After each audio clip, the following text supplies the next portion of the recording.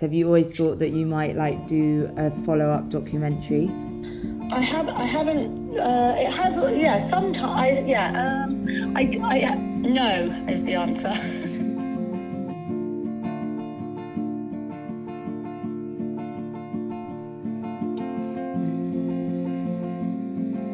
In 1991, my mum was the subject of a BBC documentary, capturing her life growing up as a teenage traveller. Oh, it's so nice to meet you. So that's your mum now. Just let me have a quick Yeah, look. wait, Let me find you a better...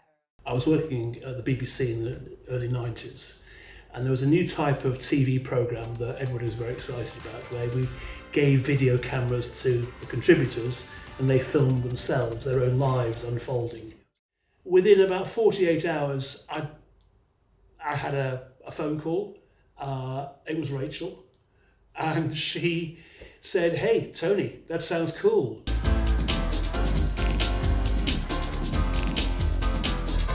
But I didn't realise how exposing it was actually going to be, to have a whole, documentary video diary made about your life, broadcast on primetime television. It was a huge thing to take on. She seemed very, very young at the time.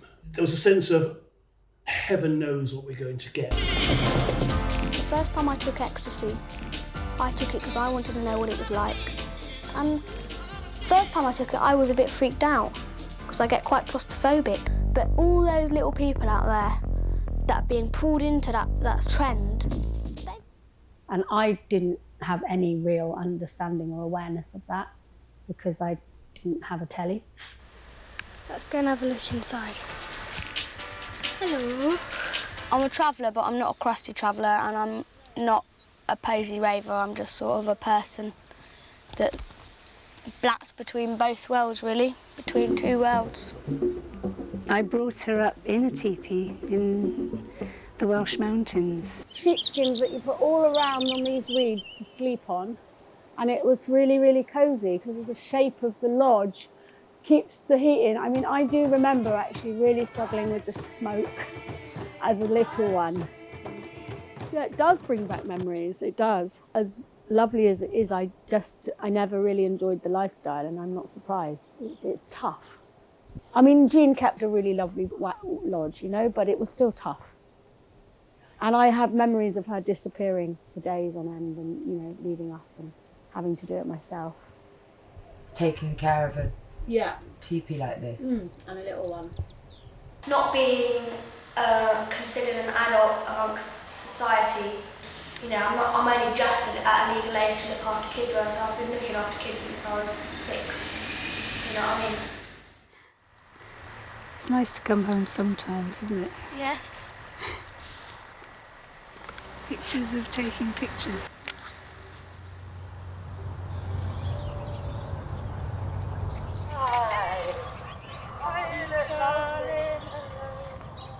There's a chicken and a cat in here. The cat doesn't matter, but the chicken, and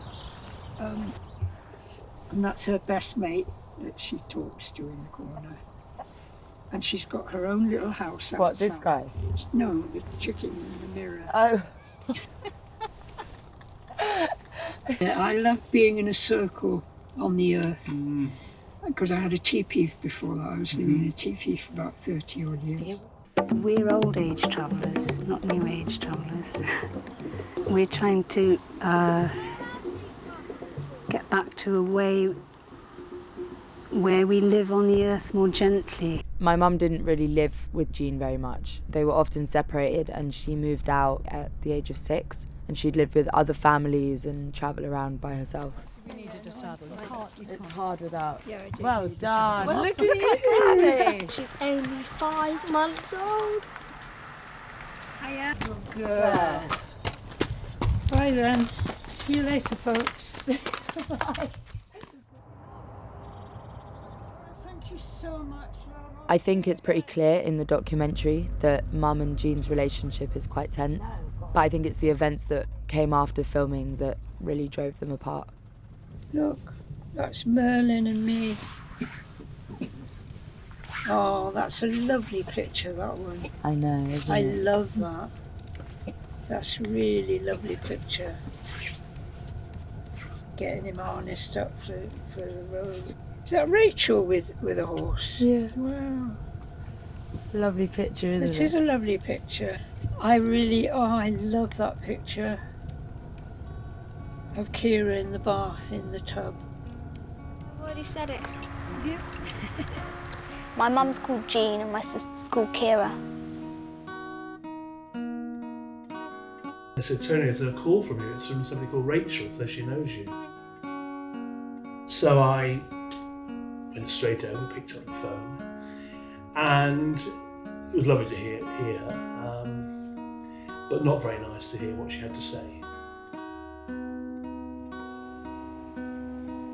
When you would see Kira and spend time with her, what did that look like? It usually looked like me worrying about her, trying to boss her about, as she would put it, or give her money and get her to brush her teeth and have a go at her because she wasn't doing what I thought she should be doing. And it was just we weren't really like sisters because there was no adults in the room, so it wasn't like we were able to be sisters. I was more like her mum. That's what she said.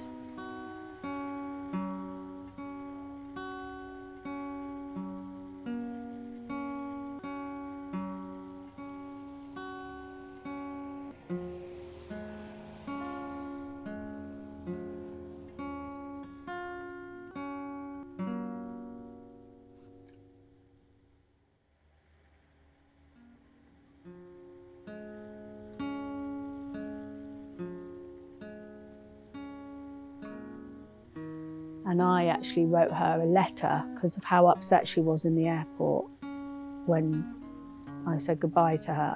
She got given it the day before she died. It was in her back pocket when she died.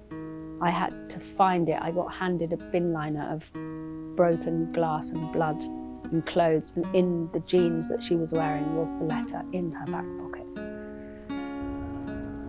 Yeah, I used to break down in tears in the supermarket because that's what the last thing I did with Kira was take her around the supermarket. Lots of people loved Kira actually. She was very much loved as a person. Do you think she would have worked with horses had she got older? I think she'd have stayed with horses, yeah. They were part of her.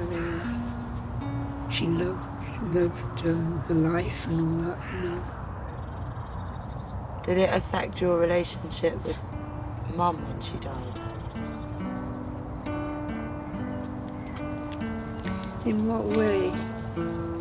Did it, when you experience a grief like that, it can make things, any relationship, if it's already difficult. Yeah, it was difficult because I think Rachel blamed me for not being more stronger with Kira about having. She thinks I should have been firmer with her about living with me. I think she blamed me for years over that. But then when she had her own children, when she had you and Belle, she realised it's not like that. She still doesn't come and see me and stuff. I think we're all right. But then I always think that, and then we're 2 days together and we're rowing again, you know, because me and my mum were like that. Just before I was about to have Leela, for 9 months, no problems at all, very healthy and happy, and sure that this baby is very, very wanted. Oh, that's so nice. I know. Sometimes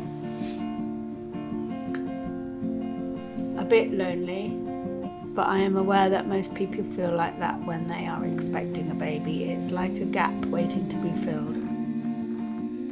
You had me and then it just came naturally to you. Looking after a baby on a practical level comes really naturally to me, but it's the emotional side of it, the attachment that I was so feeling. What does a really damaged human think they've got to offer another human being? It's like I can run around making bottles and changing nappies, that's not a problem. But it's the fear of actually loving you and loving somebody that you could lose.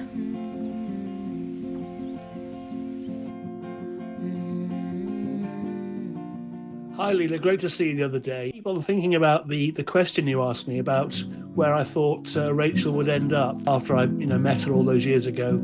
I didn't know where she'd end up, but what was clear that she was always going to be a great mum. She's just so caring and lovely, I think she's a great mum, and she's your mum.